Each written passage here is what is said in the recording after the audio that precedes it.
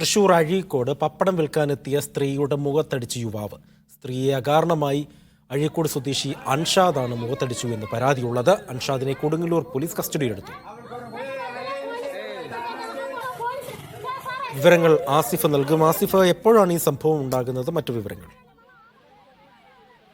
തൃശൂർ അഴീക്കോടാണ് ഈ ഒരു സംഭവം ഉണ്ടായത്. ഇന്ന് ഉച്ചയ്ക്ക് ശേഷമാണ് ഇത്തരത്തിൽ പപ്പടം വിൽക്കാനെത്തിയ ഇതര സംസ്ഥാന സ്ത്രീ യുവതിയെ ഇത്തരത്തിൽ ആക്രമണം ഉണ്ടായത്. ഇവർ യാതൊരു പ്രകോപനമില്ലാതെ ഇത്തരത്തിൽ കാരണമായി അൻഷാദ് മുഖത്തടിച്ചു എന്നാണ് ഈ ഒരു പരാതി ഉയർന്നിട്ടുള്ളത്.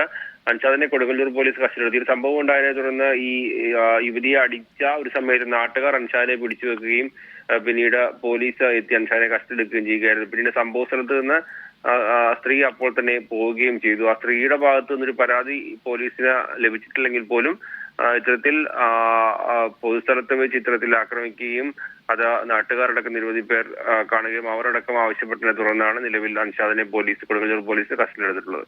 ശരി, ആസിഫ് മുഹമ്മദാണ് വിവരങ്ങൾ നൽകിയത്.